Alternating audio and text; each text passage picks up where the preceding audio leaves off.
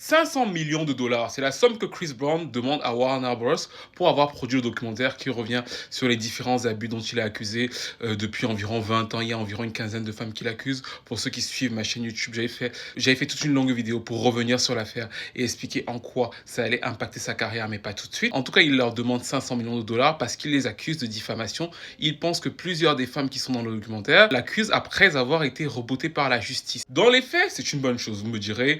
Ils se sont attaqués, il porte plainte, il va réclamer ses droits. Maintenant, dans le contexte dans lequel nous sommes, je ne sais pas si vous avez remarqué, mais je trouve que l'histoire ne fait que se répéter. Pour ceux qui me suivent depuis plusieurs années, ça fait environ 6-7 ans que je dis toujours les mêmes choses, l'histoire se répète. C'est-à-dire que les fameuses chutes des gros artistes afro-américains commencent toujours par les procès. Rappelez-vous que Didi porte plainte à Diageo pour racisme, et selon lui et son avocat, ce qui lui est arrivé avec Cassie et tout ce qui sort après vient de là.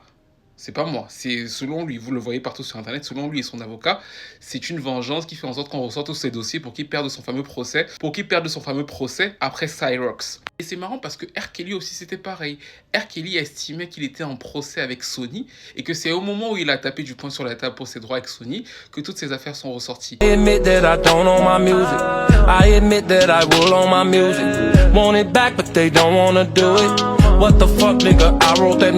Ce que je mets ici en exergue, c'est que, ok, Chris Brown porte plainte à Warner Bros. Et ses fans sont très contents.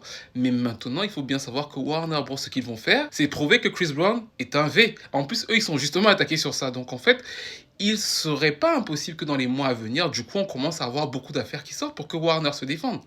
Enfin, factuellement, en fait, je trouvais d'ailleurs qu'ils s'en étaient encore une fois très bien sortis. Le fait de leur porter plainte, ça va les pousser à faire quoi? À sortir toutes les femmes qui pourront venir accuser Chris Brown de ceci, cela.